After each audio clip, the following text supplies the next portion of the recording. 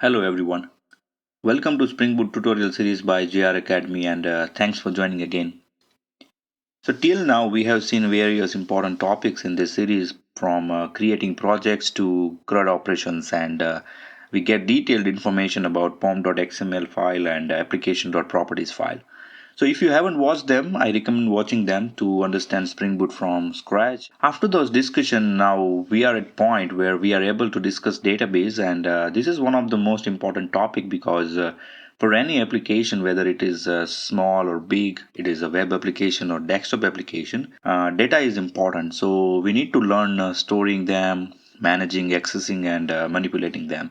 And database is a huge topic, huge discussion, and it is not possible to cover everything in one tutorial. So I'm going to create multiple videos and trying to cover as much fundamentals as I can. So basically, this will be a sub-series of Spring Boot series, and so this is tutorial 11, Spring Boot and databases, and in here we will discuss overview of various technologies and why we need them because I believe once you understand the need, it is easy to understand that topic. And people who don't know about databases, I am going to put detailed videos on SQL and NoSQL databases. So please subscribe so you won't miss it. And let's get started with this one. So with any kind of database, whether it is SQL, NoSQL, or it is a file-based approach, our ultimate goal is to store and retrieve data when we need it. So to achieve our ultimate goal, we need few things regardless of type of the database. And in that, first we need the connection to the database. So it is kind of location and a path to the location. Because database is a separate system and separate system than our application. So we need a path and the location to that particular database. Second, we need to tell database that what we need or what to do, which information we need. So we need to make instruction set. For example, we need a list of employees who join after 15th of November. So this is a instruction set and we call it query object. Next, we need to convert these instructions into database instruction because database speaks a different language than our application. So we need someone or something that can become a translator. We call this translator a driver. And last but not least, database will give you some response and that response will be in a different format and we need to convert it in our application format so we can use that information, and in our case we need to convert it into a Java object. We call the response from database and a response object. So these are the basic components that we're gonna need, and to know more about this, let's go a little bit into the history. So in 1970s, we had a file-based database approach, and even today you can use it, but there is a problems with it. So IBM came up with a new kind of database based on relational algebra, and you can manipulate this database, this new kind of database, with structured English-like query language, or we call it SQL. Basically, you can run this query on the database, and database will respond to that particular query. We know this language as SQL. But after that, so many other companies have their own database and they all have their own version of SQL. And it created confusion for developer community. So ISO, an international standard organization, needed to jump in and standardize the SQL language. So they gave names such as SQL 86 or SQL 89 based on the versions. With every new feature in database, they have to add some features in SQL language. That's why we have these different versions of SQL, and different database supports different versions. So even if it is SQL, sometimes you will see differences between these versions. And same thing happened in case of connections. When so many vendors started making their own databases, developer needed to learn so many different things to connect application with database, and in future, if you want to change database or you want to change the vendor, this connection can be the painful. You need to write all code again. So developer community were in need of general connectivity protocol for database that can work for all the databases. So in order to achieve that, in late 1970s, many big companies like IBM, Microsoft, and many more came together and they have developed open database connectivity, or ODBC. So ODBC is a standard, or in computing world we can say it is an API, application programmable interface, and which was written in native language. More precisely, that native language was a C language, and implementation of these APIs were provided by vendors, and we call this implementation a driver. But see, is a platform dependent language, and so does these drivers, right? So that means if you change platform, you need to change the driver, and that was the only problem with this approach, and other thing was going well.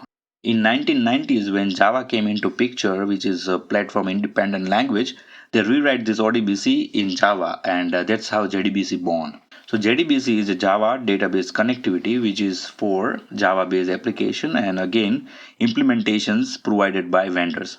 But all vendors didn't provide, so we have less support than ODBC. But all the major databases have JDBC drivers. And if you want to know which vendors have drivers available for JDBC, it is on Oracle's website. I will put a link into the description so you can have a look at it. So next question we have is, when I say these APIs and implementation, what do I mean by that? To understand this, if you open JDBC, you will see two packages. In that, Oracle, which is a current vendor of Java, have provided few interfaces, and vendor need to implement that. So Java have given a few functions and classes which is written already, and a few of them is implemented by Java, which is generic, and things which are not generic but dependent on database, vendors need to implement that. So this implementation by vendors, we call it drivers. So developers can use JDBC functions while developing application, and if there is a need to change database, just change the drivers. Implementation will change, not the function. So developers don't need to change the code. And there are four kind of drivers based on the architecture they follow, but it is a topic of another discussion. But we need to keep in mind one thing, that these drivers are basic jar files, and we need to add these jar files into our project. But we are using here Maven, which will take care of this driver for us. But we need to provide a name to the JDBC, so JDBC know which database we are using. And there are many SQL databases such as H2, Oracle, DB2, MySQL, and there are many more. But here we will discuss H2 and Oracle. With JDBC, things were going well, but it has its own pros and cons, such as it is very good technology for small scale application. But for the larger ones, we have a huge programming overhead. We need to write a huge amount of code to handle connections, transactions, concurrency, and conversions of response into Java object. At that time, new concept came called Object Relational Mapping, or ORM. So what is this ORM? It is a technology to access database which will help to convert database tables into business object. And ORM have another feature, such as you don't need to write SQL queries. So as I mentioned earlier, that you can see the variation in SQL also from database to database because of the version. And if you use ORM, you don't need to worry about it for basic operation queries such as storing and retrieval. And it helps you to directly map a database object into Java object, so you don't need to worry about this conversion thing. And it has integrated concurrency, caching, and transaction management feature, which saves a lot of time for developer, and which will lead to the faster development.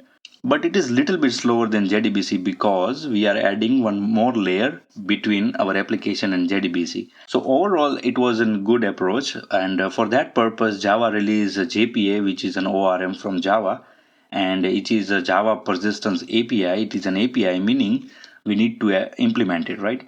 So database vendors already gave us driver, and this JPA is another layer from them. So developers or third-party vendors need to implement that. Hibernate, which was developed by a developer named Gavin King, and then Apache OpenJPA, which was developed by Apache Software Foundations, and Eclipse Link was developed by Eclipse Foundation. So there are many more, but these are the famous ones, and out of these, Hibernate is the most famous ones.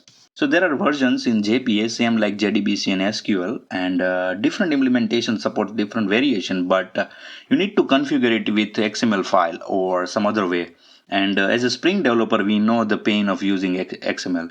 And to solve these problems with the database technologies like connections and boilerplate codes and other managements, after Spring 3, Spring Data team was born within Spring development team.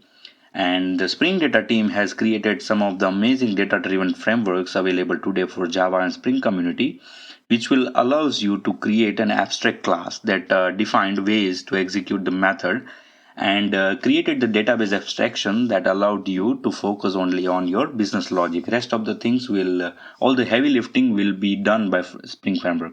So Spring Data provides an additional libraries and framework that makes data access technology easy for SQL and NoSQL both, and they have used a template design pattern for that, and they push this JDBC or the other features one step ahead, and they build Spring Data JPA and Spring JDBC. We will discuss all these technologies in detail in upcoming tutorial, and same thing happened with NoSQL.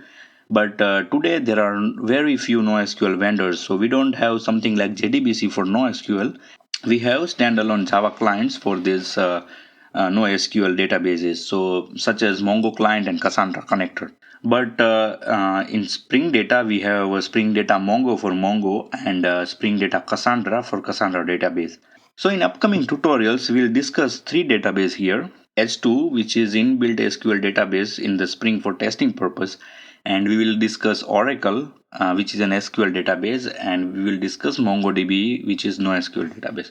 We will discuss this all three database with different technologies. So we will discuss H2 with JDBC template, then we will discuss H2 with Spring Data JPA. Same way we will discuss Oracle with JDBC and Oracle with Spring Data JPA. And at the last we will discuss Mongo with Mongo client and Mongo with Spring Data Mongo.